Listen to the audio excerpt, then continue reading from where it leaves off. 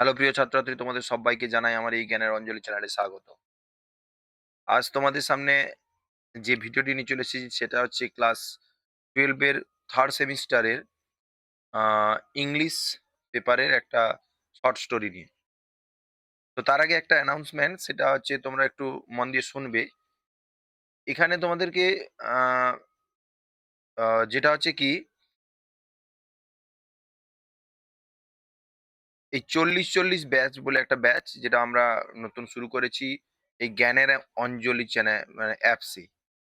অ্যাপসটির নাম হচ্ছে জ্ঞানের অঞ্জলি। প্লে স্টোরে গিয়ে তোমরা ডাউনলোড করতে পারো, অথবা ডেসক্রিপশন বক্সে, এই ভিডিওর ডেসক্রিপশন বক্সে লিঙ্ক দেওয়া থাকবে। সেখান থেকেও তোমরা কিন্তু ওটাকে ডাউনলোড করতে পারো। তো সেখানে দেখো, এই ১০ মার্চ পর্যন্ত ১০ মার্চ পর্যন্ত আমাদের কি হবে না, এটা খুব কম, ফ্রি তো আমরা বলবো না, একটা নেট চার্জ বলতে পারো। একদম খুব কম, প্রায় ৳৫ আ তে আমরা এই ব্যাচটা লঞ্চ করেছি। ১০ তারিখ পর্যন্ত কিন্তু এটা ৳৫ থাকবে। তারপর কিন্তু তার একটা অরিজিনাল যেটা হচ্ছে ২০০ আ ৩০০ র কাছাকাছি একটা কস্ট পড়তে পারে। তো এই ব্যাচটাতে তোমরা এই সেমিস্টারে যা আছে, এই 3rd সেমিস্টারে যা আছে সবটাই ইনক্লুড থাকবে। রেকর্ডেড ভিডিও থাকবে, সঠিক ব্যাখ্যা, লাইন তুলে ব্যাখ্যা এবং লাইন করে ব্যাখ্যা। কোনো সমস্যার সমাধানের জন্য নতুন অনলাইন ক্লাস, সেটাও হবে।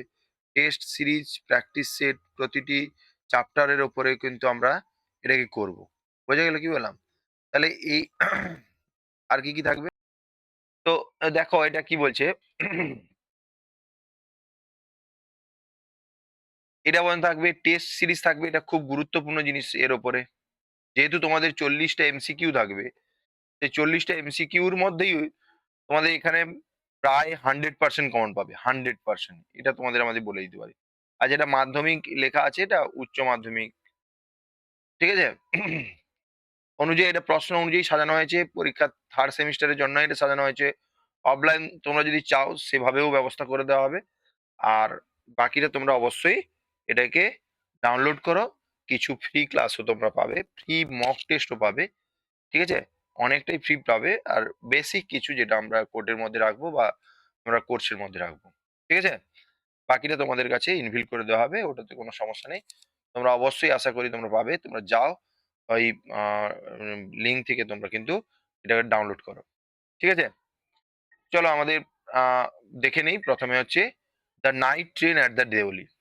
দেউলি একটা জায়গার নাম, যে একটা স্টেশন, যে জায়গাতে একটা স্টেশন আছে সেই স্টেশনে ট্রেনটা দাঁড়িয়ে ছিল, এবং সেই নাইট ট্রেন, যে ট্রেনটা রাত্রেতে ছাড়ে, মানে যেখান থেকে শুরু করেছে সেটা রাত্রে ছেড়েছে এবং দেওলদি পৌঁছেছে। এরকম একটা সেই ট্রেনের একটা জার্নির উপর নির্ভর করে একটা গল্প লিখেছে, যেটা হচ্ছে রাস্কিন বন্ড। ঠিক আছে? এবারে আমরা যদি রাস্কিন বন্ড সম্বন্ধে কিছু জানতে চাই, তাহলে তিনি জন্মগ্রহণ করেছেন হচ্ছে ১৯৩৪ খ্রিস্টাব্দে ৯ই মে। ঠিক আছে? তার কাসাউলিতে, এবং হিমাচল প্রদেশের একটা কাসাউলি বলে একটা জায়গা, সেখানে তার হচ্ছে ১৭ বছর বয়সে তিনি লেখা শুরু করে। তার ফার্স্ট নোবেল যেটা আছে 'the room on the roof', হ্যাঁ? এইটা তার হচ্ছে ফার্স্ট নোবেল। ঠিক আছে? His story are mainly based on the life in the হিমালয়ের যে অ লা অ গল্প নিয়েই হচ্ছে তার বেসগুলো তৈরি করা হয়েছে। স্পেশালি বিশেষ করে দেরাদুন আর মিসৌরি, এইটা দুটোকে, তো এটাকে কিন্তু ২ টো স্থানের বেশি করে উল্লেখ কিন্তু তার গল্পতে পাওয়া যায়। ফেমাস ওয়ার্কের মধ্যে আছে 'the night train at the Deoli', যেটা আমরা এখন পড়ব। Uh 'Rusty the boy of uh from the hill', এটাও দেখো হিলের সম্বন্ধে। আমরা যখন পড়বো সে তখন বুঝতেই পারবো আমরা। 'Time stop at Sham uh Shamli', এটা 'our trees still grow in the Dehra'. ঠিক আছে? দেরা। এবারে তার গল্পের আমরা কিছু বৈশিষ্ট্য দেখব। তার গল্পের মধ্যে যে সিম্পল, আ ইজি ল্যাঙ্গুয়েজ, যেটা তোমরা সবাই বুঝতে পারবে পড়ে। বোঝা গেল কি বললাম? তারপরে হচ্ছে তার গল্পের মধ্যে আর কি থাকে? স্ট্রং ডেসক্রিপশন থাকে, একটা বর্ণনা বেশ সুন্দর করে দেওয়া থাকে। আ এবং প্রকৃতির একটা বর্ণনা বেশ ভালো করে ফুটে ওঠে। ইমোশনাল অ্যান্ড নস্টালজিক টোন, ব্যাপারটা হচ্ছে পূর্বের কোনো ঘটনাকে মনে করা, এটাকে নস্টালজিক টোন বলে। ঠিক আছে? এবং সেটা আমরা বেশিরভাগ লেখা রাস্কিন বন্ডের লেখাতেই আমরা দেখতে পাই যে পূর্বের কোনো ঘটনাকে তিনি স্মরণ করছেন এবং সেইটাকে ধরেই গল্পর বেসটা তৈরি হচ্ছে। ফোকাস অন দ্য চাইল্ডহুড মানে এবং লোনলিনেস। গল্পের মধ্যে ক্যারেক্টার খুব একটা পাবো না। দেখা গেছে প্রায়ই একাকী। কারো সঙ্গে সেরকম কিছু কম্বাইন নেই যে গল্পটা তার উপরে ডিপেন্ড করে আছে তাও নয়। সম্পূর্ণ একাকী এবং আ নির্জনেই গল্পটা চলছে এবং সেখানে তোমরা যদি দেখো এই গল্পটা পড়ার সময় তোমরা বুঝতে পারবে যে শুধুমাত্র ২ টি ক্যারেক্টার এখানে বিরাজ করছে। মানে যদি মেইনলি আমরা ধরি আরকি। হ্যাঁ? আর সেরকম কিছু নেই। এটাও তার মধ্যে তার লেখার মধ্যে একটা স্টাইল। চলো আমরা এবারে শুরু করছি ১ম। দেখো কি বলছে? যখন I was at college, এখানে at college বলতে কলেজে যখন ছিলাম নয়, এখানে কলেজে যখন পড়তাম। I used to অভ্যস্ত থাকতাম। কিসে? spend my summer vacation. ভ্যাকেশনটা কিসের? Summer vacation in Dehra. তাহলে আমি অভ্যস্ত হতাম। কি করতে? কাটাতে আমার গ্রীষ্মের ছুটিটাকে। কখন সেটা? যখন আমি কলেজে পড়তাম। ঠিক আছে?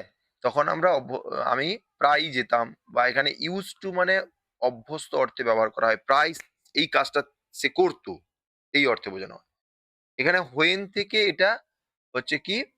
না হচ্ছে subordinate clause. when I was at college আর এটা main clause I used to থেকে। এ অ্যা তিনি তখন কোথায় কাটাতেন? না দেহরাতে তার সামার ভ্যাকেশনটা কাটাতেন। এবার দেহেরাটা কি? সেখানে কমা দিয়ে লেখা আছে অ্যাট মাই গ্র্যান্ডমাদার প্লেস। অর্থাৎ এখানে প্লেস মানে ওখানে জায়গা নয়, এখানে তার বাড়ি। অর্থাৎ তার ঠাকুমার বাড়িতে যেত এবং সেখানে তার সামার ভ্যাকেশনটা কাটাতো। সেটা ছিল দেহেরায়। Clear? I would leave the plain. আমি প্লেন, প্লেন মানে এখানে সমতল বলতে বোঝানো হয়েছে। সমতল। অর্থাৎ সে সমতলকে ছাড়তো। এখানে লিভ মানে ছাড়া। অর্থাৎ যখন হিল স্টেশন শুরু হয়, হিল এরিয়া শুরু হয়, তার আগে একটা সমতল থাকে। এই সমতল থেকে হিল এরিয়াতে তিনি যাচ্ছেন। অর্থাৎ সমতলটা ছাড়তো এই অর্থে বোঝানো হয়েছে। তিনি সমতলটা ছাড়তেন আর্লি ইন মে। তাহলে মে মাসের প্রায় ১ম এর দিকে। অ্যান্ড রিটার্ন ফিরে আসতেন লেট ইন জুলাই। জুলাই মাসের শেষের দিকে।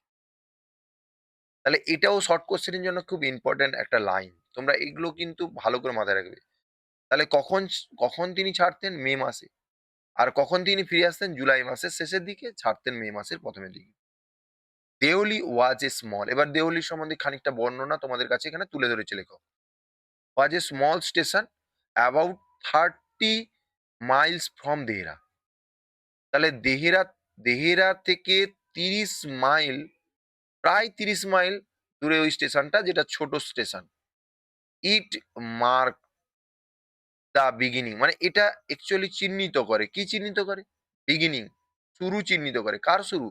শুরু মানে শুরু হওয়া, কোনো কিছুর শুরু হওয়া। সেই শুরু হওয়াকে চিহ্নিত করে। কিসের শুরু হওয়া?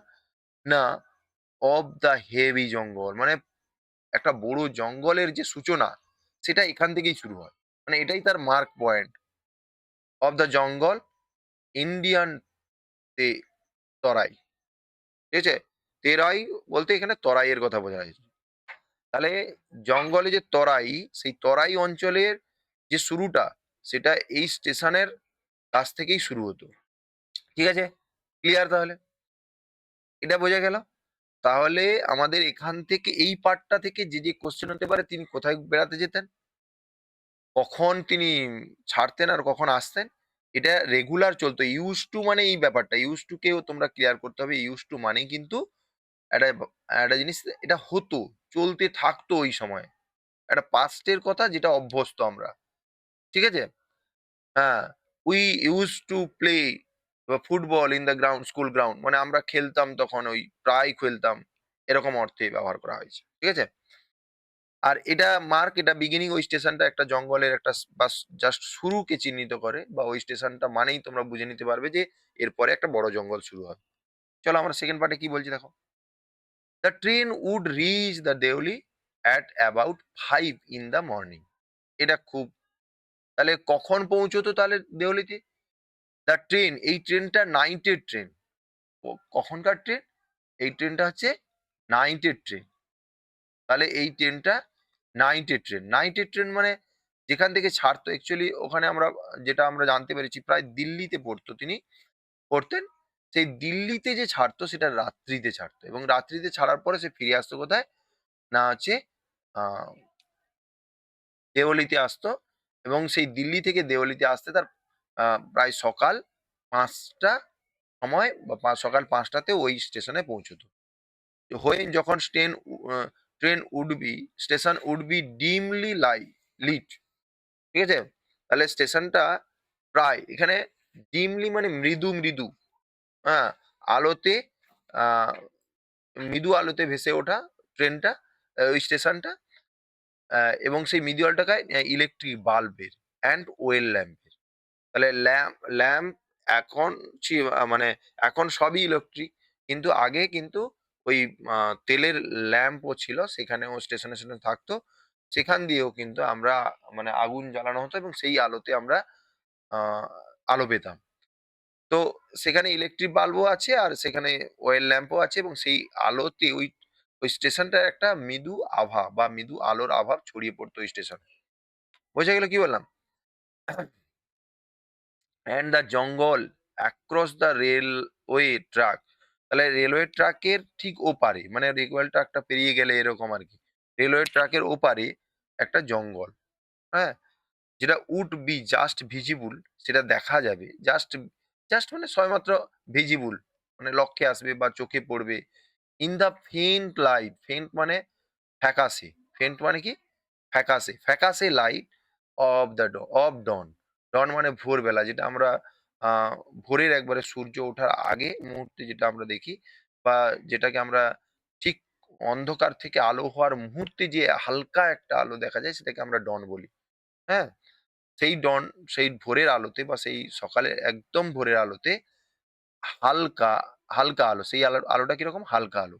এই আলোতেই আমরা দেখতে পেতাম, দেখতে পেতে পারি কিরকম কি দেখতে পেতে পারি? না ওই ট্রাকের বা ওই লাইনের ওপাশে একটা জঙ্গল, সেটা দেখা যেত। ঠিক আছে? চলো আমরা 2nd প্যারাতে 3rd প্যারাতে আসছি। "They only had only lone platform" খুব ইম্পোর্টেন্ট জিনিস। এই লোন প্ল্যাটফর্ম। লেখকের এটা এখানে কোথাও একটা মনে হচ্ছে একটা এই প্ল্যাটফর্মটা বলবে পরে একাকী। তাহলে নির্জন। এই প্ল্যাটফর্মে সঙ্গী নেই কেউ। এরকম অর্থে বোঝানো হয়েছে। কেন প্ল্যাটফর্ম লোন? এখানে কোয়েশ্চেন হতে পারে। তাহলে uh why did uh the poet seem কেন লেখকের মনে হয়েছিল উম যে ওই প্ল্যাটফর্ম ইজ এ লোন, হ্যাঁ? বা platform is a lonely platform. কেন এটা মনে হয়েছিল লেখকের? না, তার মনে হয়েছিল যে শুধুমাত্র একটা অফিস আছে। কিসের জন্য? অফিসটা কিসের জন্য? না হচ্ছে দ্য স্টেশন মাস্টারের জন্য। And waiting room. একটা ওয়েটিং রুম আছে। ব্যাস এই দুটোই কিন্তু ওই স্টেশনে আছে। আর বাকি আর কিচ্ছু নেই। যার জন্য লেখকের মনে হয়েছে এটা লোন। দ্য প্ল্যাটফর্ম বুস্ট, ঠিক আছে? বোস্টেড প্ল্যাটফর্ম কি করত? গর্ব করত, অহংকার করত এরকম অর্থে। কি কিসের জন্য অহংকার করত? না তার আছে, কি আছে? এ টি স্টল একটা চা দোকান, এ ফ্রুট ভেন্ডর একটা ফল বিক্রেতা, অ্যান্ড এ ফিউ স্ট্রে ডগ এবং কিছু ওই নেড়ি কুকুর যেটাকে আমরা বলি আ গেঁয়ো ভাষায়। জাস্ট সেরকম। যে, যে কুকুরগুলো ঘুরে বেড়ায়, রাস্তাতে ঘুরে বেড়ায়। তাদের কোনো এন আ গন্তব্যস্থল নেই এবং তারা খুব একটা খাবার-টাবার না পেয়ে তাদের শারীরিকভাবেও তারা কিন্তু দুর্বল। আ এদিক ওদিক ঘুরে তাদের খাবারটা জোগাড় করতে হয়। সেই রকমই কিছু কুকুর ওই প্ল্যাটফর্মে আছে। তার জন্য কিন্তু ওই প্ল্যাটফর্মটা কি হয়? একটা অহংকার হয় বা একটা গর্ববোধ হয়। কেন গর্ববোধ হয়? এখান থেকেই কোয়েশ্চেন আসতে পারে। তাহলে সেটাও মনে রাখতে হবে। তাহলে না তাদের গর্ববোধ এই কারণে হয় যে একটা টি স্টল আছে, একটা ফুড ভেন্ডর আছে, আর কিছু স্ট্রে ডগ আছে ওই প্ল্যাটফর্মে। নট মাচ এলস মানে অন্য আর কিচ্ছু নেই। অন্য আর কিচ্ছু নেই সেরকম।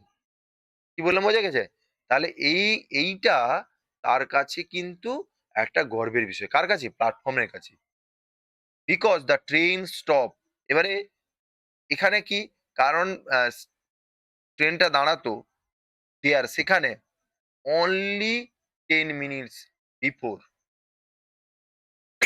বিফোর কার আগে? না, রাশিং অন মানে যাওয়ার আগে। রাশিং অন মানে দৌড়ানো বা দ্রুত বেগে যাওয়া। অন ইনটু দ্য ফরেস্ট মানে ওই বনের মধ্যে প্রবেশ করার আগেই ওই ১০ মিনিট ওই ট্রেনটাতে দাঁড়াতো। এবারে এই যে বিকজটা না, এই বিকজটা একটু দেখো। এখানে বলছে যে প্ল্যাটফর্ম হোস্ট করে আ আ তোর হচ্ছে এই স্ট্রে ডগ পর্যন্ত যেটা আছে যে তাদের এই কারণে হোস্ট করে। নট মাচ এলস এর বেশি কিছু নেই।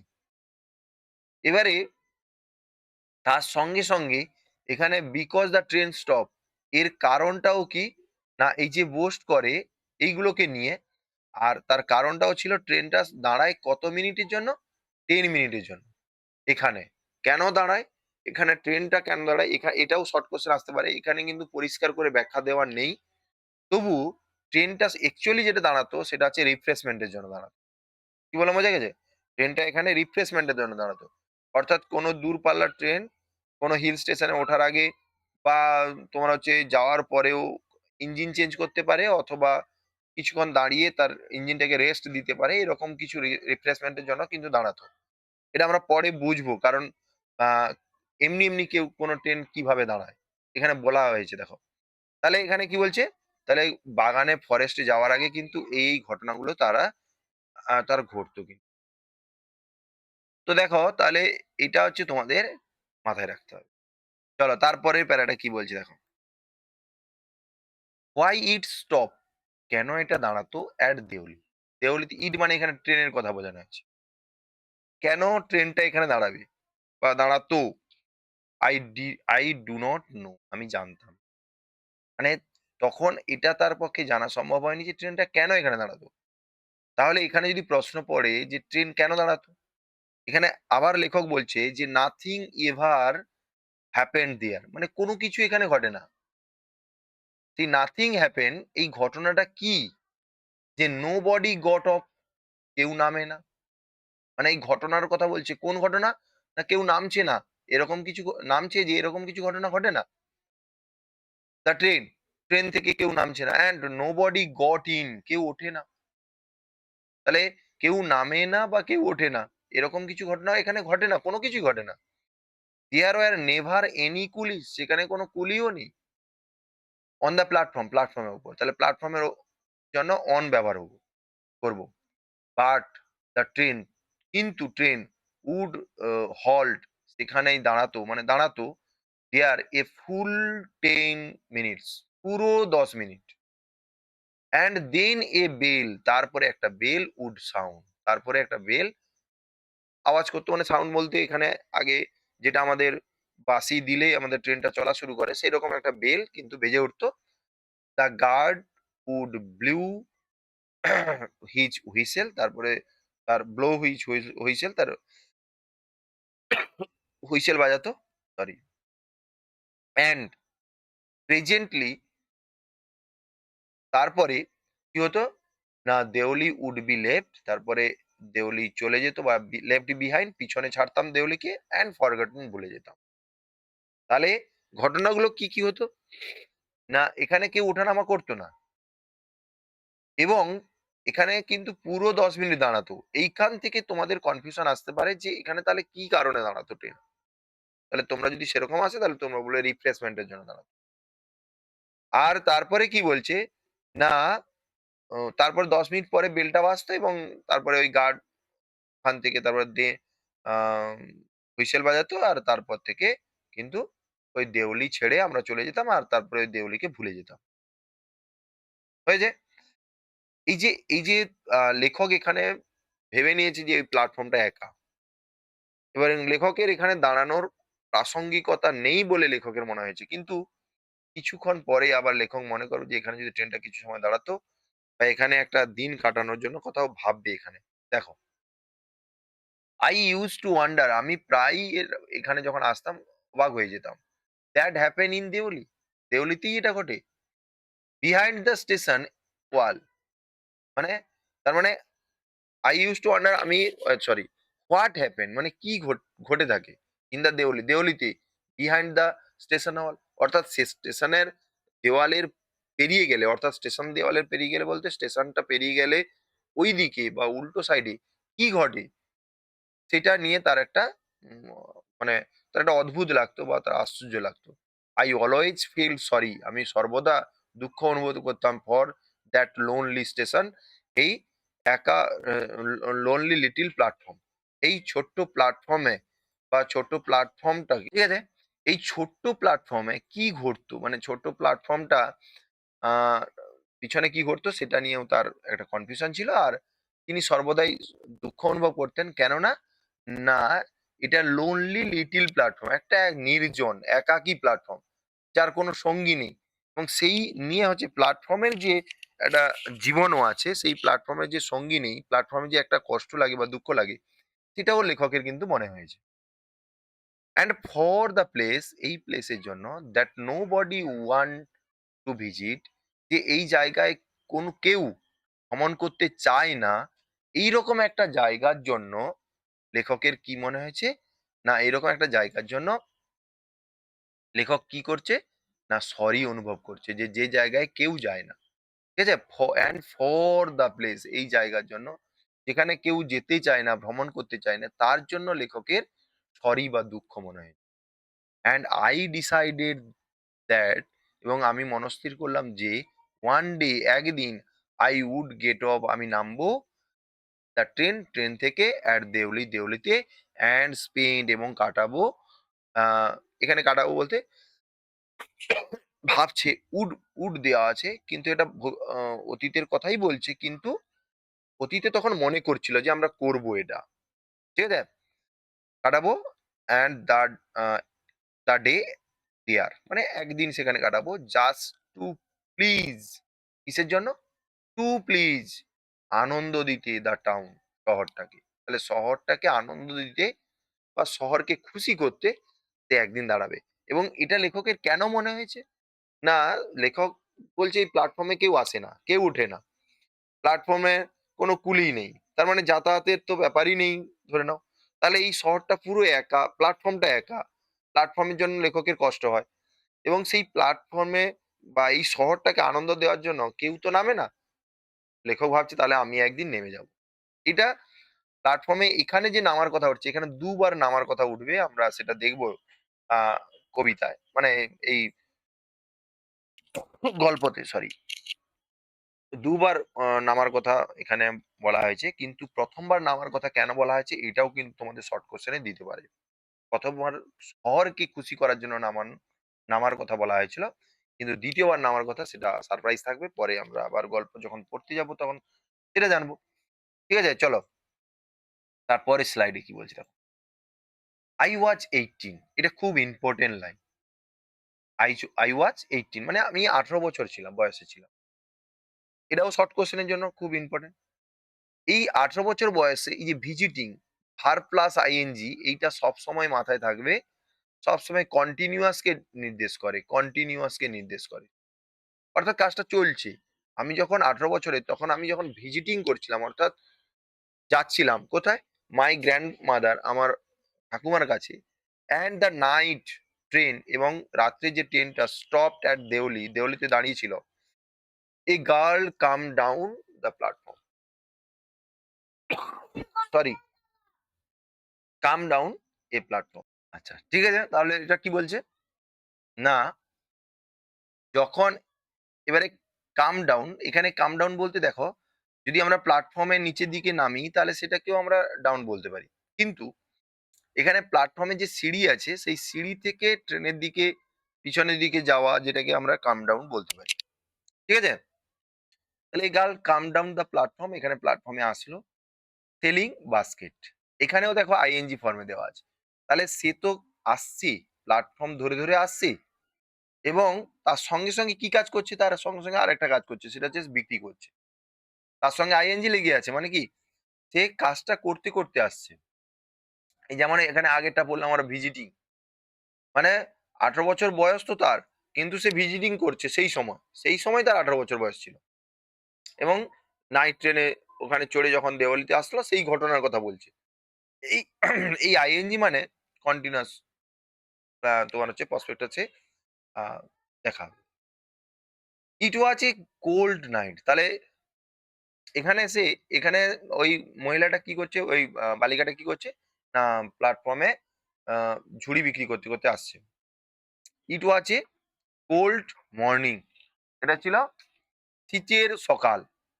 অ্যান্ড এবং দ্য গার্ল হ্যাড এ শাল shawl thrown across her shoulder. যেটা ছেটানো ছিল across her shoulder মানে ওই কাঁধের এপাশ ওপাশ দুপাশ দিয়ে এরকম করে ছেটানো ছিল। যেটা আমরা গলায় নিয়ে থাকি দুটোকে সেরকম করে ছেটানো ছিল। দুপাশে তার ওই চাদরটা যেটা শালটা আ ছেটানো ছিল। এখানে মেয়ের বর্ণনাটা দিচ্ছে। তাহলে মেয়ের বর্ণনাটা এটা তোমাদের পড়তে হবে। হার ফিট তার পাগুলো ওয়্যার বেয়ার। বেয়ার মানে নগ্ন। নগ্ন বলতে এখানে কোনো কিছু পরানো ছিল না, কভার ছিল না। অর্থাৎ জুতোর কথা এখানে বলছে যে জুতো পরানো ছিল না। আর ক্লথস ওয়্যার ওল্ড। তার জামাকাপড়গুলো ছিল কি? পুরনো। But she was a young girl. কিন্তু সে ছিল একটা ইয়ং গার্ল। কিন্তু তার নোংরা পোশাক ছিল, তার পায়ের জুতো ছিল না বা আ তোমার হচ্ছে আলগা পা ছিল। তবু সে একজন কি ছিল? না ইয়ং গার্ল, আ একটু যুবক বালিকা ছিল। Working gracefully and with delight. আর ছিল কি? গ্রেসফুলি অর্থাৎ একটা ভঙ্গির সঙ্গে একটা মর্যাদার সঙ্গে হাঁটছিল। মানে তার চাল-চলনটা একটু আলাদা ছিল বা চাল-চলনটা একটা রীতিমতো, হ্যাঁ? এবং মর্যাদার সঙ্গে তার চাল-চলনটা ছিল। চলো তারপরের স্লাইডে কি বলছে দেখো। সরি।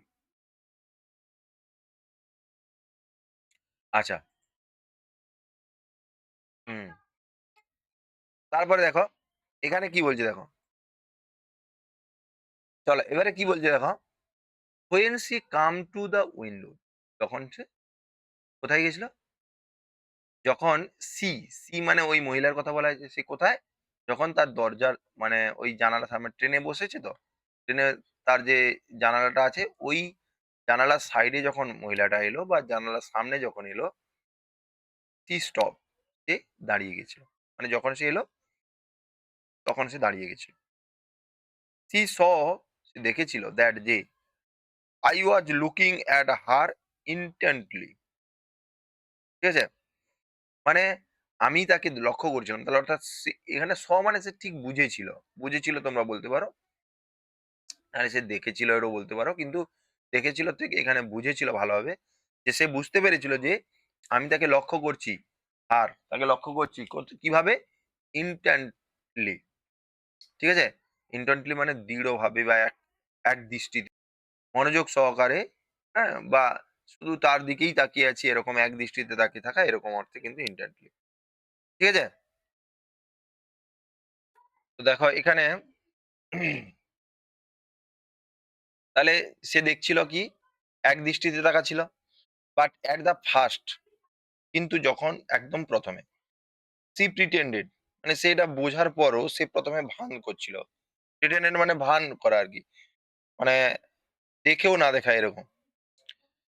নট টু নোটিস মানে সে এমন ভান করছিল যে সে লক্ষ্য করেনি। তাহলে এই টুর পরে নট হয় না, নটের পরে টু হয়। এটাকে মাথায় রাখবে। এটা অ্যাডভার্ব অফ নেগেশন, নট। তাহলে এখানে কি হলো? সে ১ম এ কি করছিল? যে ভান করছিল যে সে যেন দেখেনি। she had a pale skin এবারে তার মেয়েটার কি আছে? একটা ফ্যাকাশে স্কিন আছে যেটা অনুজ্জ্বল বলতে পারো। সেট অফ বাই যেটা একদমই পরিমণ্ডিত হয়েছে বা সজ্জিত হয়েছে বা সৌন্দর্য প্রদান করেছে। কিসের দ্বারা? শাইনি ব্ল্যাক হেয়ার মানে ওই শাইনি ব্ল্যাক হেয়ারটা তার ওই পেল স্কিনটাকে অনেক বেশি সৌন্দর্যে পরিণত করেছে। বা অ্যান্ড ডার্ক ট্রাবল আইস তাহলে এবং কালো ট্রাবলড মানে ধোঁয়াশাচ্ছন্ন বা সমস্যার মধ্যে থাকা চোখ বলতে এখানে ট্রাবল মানে আমরা কি সমস্যা বুঝি? এখানে ধাঁধাযুক্ত চোখ, মানে চোখটা দেখে কিছু বোঝা যাবে না এরকম। সেই চোখটা কি কি করেছে না ওকে আরো সৌন্দর্যে পরিণত করেছে। অ্যান্ড দেন দো যাইছে এবং তারপরে সেই চোখগুলো সার্চিং, মানে ওই চোখগুলো সার্চিং মানে যে চোখগুলো কি করছে, খুঁজছে বা খোঁজা, অ্যান্ড এলোকুয়েন্ট এবং বাগিস, যেটা খুব কথা বলতে পটু বা সুস্পষ্ট কথা, কথাগুলো রাখতে খুব সুন্দর এরকম আর কি। সেই চোখগুলো, যেগুলো সার্চিং চোখ, আর যে চোখ অনেক কিছু কথা বলে, সেই চোখটা সেই চোখগুলো কি করেছিল, মিট মাইন, সেই চোখটা আমার চোখের সঙ্গে পড়েছিল বা আমার সাক্ষাতে এসেছিল, বলতে এখানে কি মিট মানে দেখা হয়েছিল, দেখা হয়েছিল বলতে ওই চোখে চোখ পড়েছিল এরকম একটা অর্থে। কি বললাম, বোঝা গেছে? চলো। she stood by my windows, সে দাঁড়িয়েছিল কি না বাই মাই উইন্ডোজ, আমাদের জানালার পাশে, ফর সাম টাইম, কিছু সময়ের জন্য, অ্যান্ড নাইদার অফ আস, আমাদের মধ্যে কেউ, এখানে নাইদার মানে উভয়ের প্রতি বোঝানো হয়, নাইদার অফ আস, আমাদের কেউ, সেড এনিথিং মানে কোনো কিছুই বলছিল না। তাহলে কোনো কিছুই বলছিল না, আমাদের কেউই কোনো কিছু বলছিল না।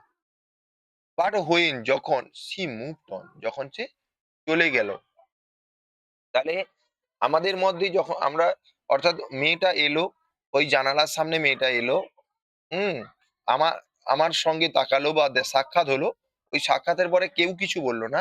তারপর যখন মেয়েটা চলে গেল, তখন ওই লেখক, অর্থাৎ রাস্কিন বন্ডের কথা বলছে, ও কি করছে, ও আই ফাউন্ড মাই সেলফ, আমি নিজেকে দেখেছিলাম, কি দেখেছিলাম না লিভিং মাই সিট, সে এই যে ফাউন্ড, সি, স্টপ, এগুলো যেগুলো আছে সেইগুলোকে কি বলছে না, সেইগুলোর পরে সবসময় ভার্বের আইএনজি ফর্ম বসে। কি বললাম, বোঝা গেছে? তাহলে ওই সব কিছু ভার্বের পরে কিন্তু সবসময় ভার্বের আইএনজি ফর্ম বসে।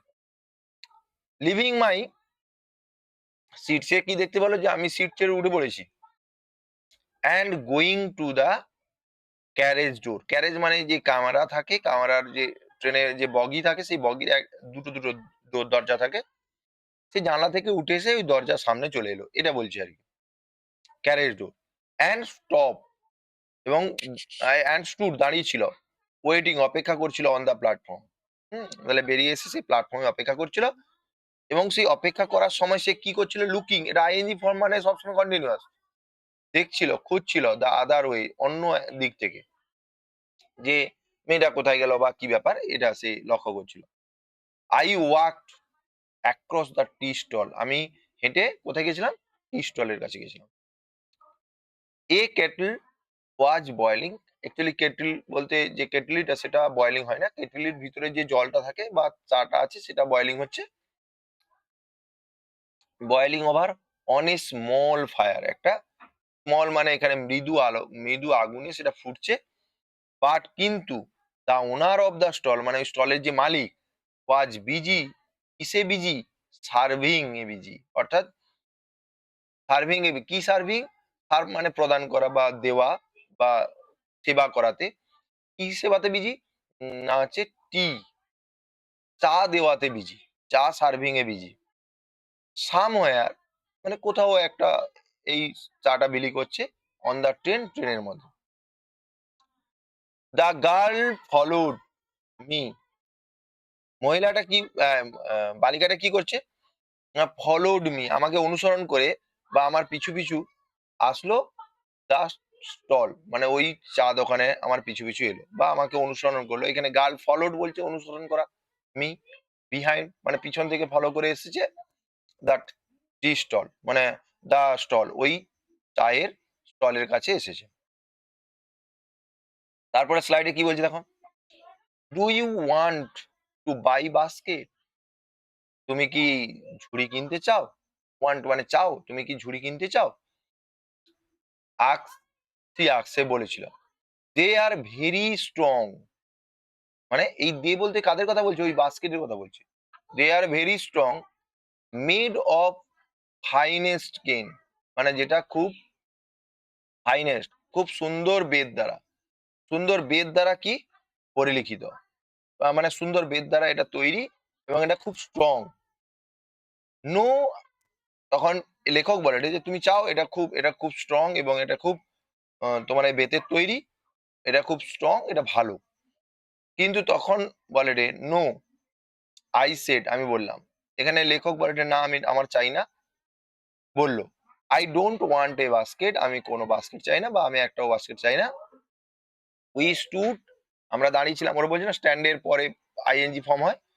দাঁড়িয়ে দেখছিলাম অ্যাট ইচ আদার একে অপরের দিকে। ফর হোয়াট সিমড মানে ফর কিসের জন্য?